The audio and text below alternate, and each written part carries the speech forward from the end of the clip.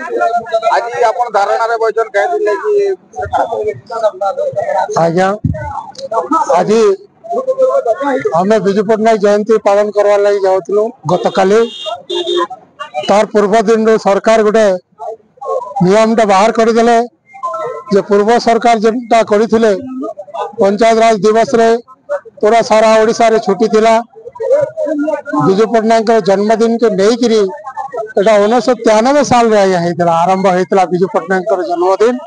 एवं 3/3/93 रे पंचायत राज दिवस विजु पट्टनायक घोषणा करते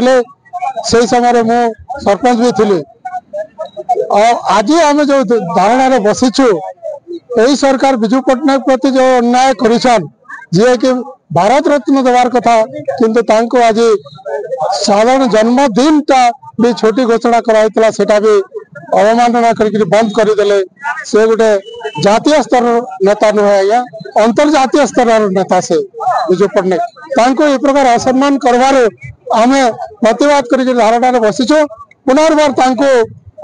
स्वसम्मान दिया जाओ बोले आमे धारणा बसीचु जदि आपको किसी सरकार पदक्षेप नेबे नहीं आज धारणा बसीचु काली गाँ गंडा पूरा पल्ली सब जगह रैली गण धारणा बंद पालन करी आमे लोकों को सचेतन करबो एवं सरकार विरोध रे आह्वान देबो। बीजेपी सरकार गोटे अहंग भाव नहीं प्रभात पुरुष विजु पट्टनायक प्रति जेन गोटे अपमान करिछे तार प्रतिवाद रे आम विजु जनता दल सब कर्मी माने आम सब जगह सदर महकुमा ओडिशा सारा आज धारणा रे बसछु। तार कारण है जेन आम 5 तारीख आम मार्च 5 तारीख आम विजु जयंती संगे पंचायत राज दिवस पालन करतुनु पूरे दिन समस्त छुट्टी पाऊ से छुट्टी के बातिल कला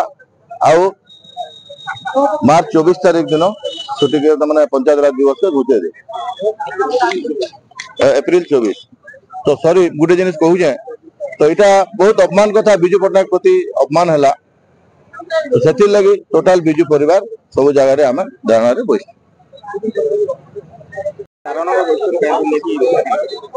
आज धारणा रे बसीछु आमे इथिल लगी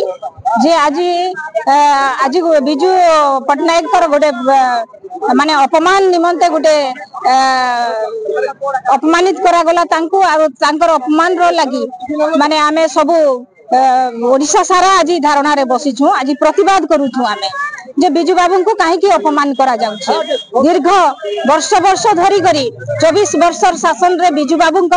समस्त विषय थिला गतकाली थिला मार्च 5 तारीख जोटा के पंचायती राज दिवस विजु बाबू 109तम जन्म जयंती आउ सही दिन को 24 वर्ष धरी सरकार